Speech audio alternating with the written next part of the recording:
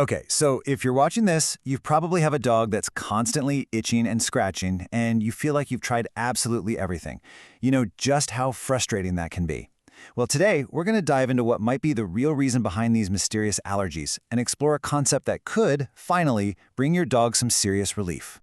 So let's start with a scene that I bet is super familiar to a lot of you. I'm talking about that maddening, seemingly endless cycle of allergy symptoms that just won't quit no matter what you do.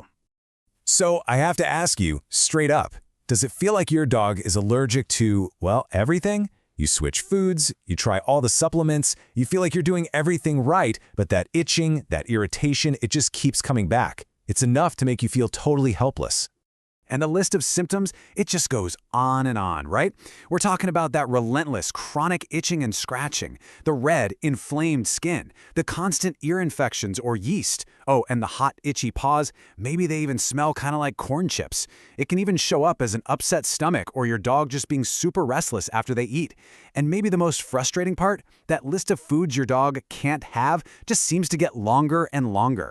It's a really tough puzzle to solve. But what if I told you that the problem might not be a dozen different allergies at all?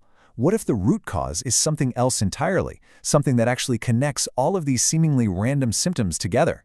And that brings us to a really powerful new way of looking at this whole issue. It's a concept that can completely change how you think about your dog's health. So, let's meet the histamine bucket. And here's the big idea, the huge takeaway. The problem might not be that your dog is suddenly allergic to chicken and beef and lamb. The problem might just be that their internal bucket for processing a totally normal chemical is completely, totally overflowing. So here's how it works. See, histamine isn't the bad guy here. It's a totally necessary chemical in the body. The problem is all about balance. Just imagine a bucket. When more histamine goes in from all these different sources than the body can naturally drain out, what happens? The bucket overflows. And that overflow, well, that's what we see as symptoms. The itching, the redness, all of it. Okay, so if we've got an overflowing bucket, the big question is, what's filling it up? This is where we get to be detectives. Let's start looking at the hidden sources, the faucets that are pouring histamine into your dog's system. So, faucet number one, and it's a big one, is high histamine food. And you know, this is where it gets a little wild, because some of these are things we think of as being super healthy, like fermented foods, kefir, yogurt, even long-simmered bone broths and leftovers.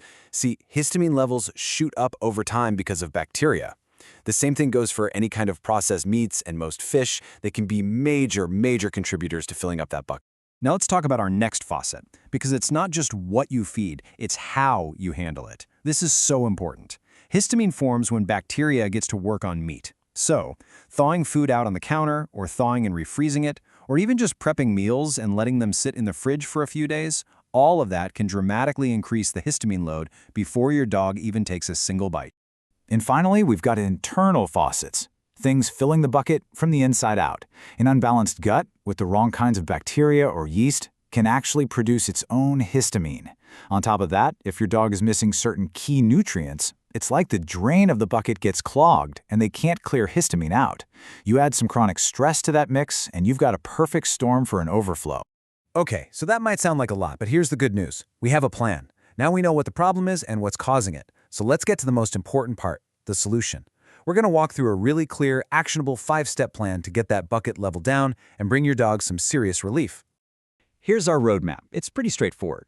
First, we're going to turn down the main faucet by cutting back on dietary histamine. 2, we're going to focus on simple, fresh meals. 3rd, we're going to help unclog that drain so the body can do its job. 4th, we'll use a natural tool to calm down the immediate itching. And finally, number 5, we'll reduce the overall burden on the body. It's a whole body approach. So let's look at steps 1 and 2 together, because really, they're two sides of the same coin. Step 1 is pretty simple. For a little while, we take out those high histamine foods we just talked about. So that means no leftovers, no broths, no fermented stuff for now.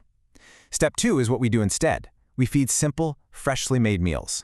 The key thing to remember here is that fresh matters way more than fancy. Okay, step 3. Opening the drain. Your dog's body has this special little enzyme that's designed to break down histamine, but it needs specific tools, nutrients to work right. Think of these as drain openers. We're talking about key players like vitamin C and B6, along with minerals like copper and magnesium. Making sure your dog's diet has plenty of these helps their body clear out that excess histamine so much more efficiently. But listen, While we're working on the root cause, your dog is still itchy right now. And that's where step 4 comes in. Stinging nettle can be an absolutely fantastic tool to help calm those immediate itchy allergic type reactions. Now, it's super important to remember, this isn't a cure, but it provides comfort and relief while the deeper reset is actually taking effect. And our final step is all about reducing the total load on your dog's system. Think about it like this. If your dog's body is busy dealing with household chemicals, a bunch of unnecessary supplements, and other stressors, it just has fewer resources left over to manage histamine. By simplifying their world a little, we free up the body's energy to find its balance again. All right, so you're ready to start the plan. What happens next? Let's talk about what this healing journey actually looks like so you know what to expect and can keep an eye out for all the good things happening. Now, this isn't an overnight fix, right? Healing is a process. In the first week, you might just see some small changes, but by week 2, that's when the itching may start to noticeably decrease.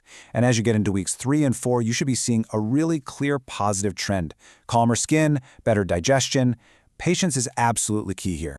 And what are those signs you're looking for? Well, they're the exact opposite of the problems we started with.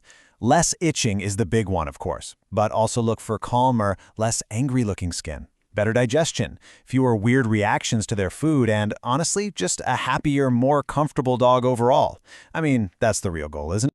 So really, it all comes back to this one huge idea. A dog who seems allergic to everything might not actually be allergic at all. Instead of feeling like you're fighting a dozen different enemies, you might only be fighting one big one: histamine overload. It is so often the missing piece of the whole puzzle. And so I want to leave you with one final question to really think about. Now that you understand this whole concept of the histamine bucket, take a second and really consider what's been filling up your dog's bucket. Because the answer to that question could be the first step on a whole new journey to relief.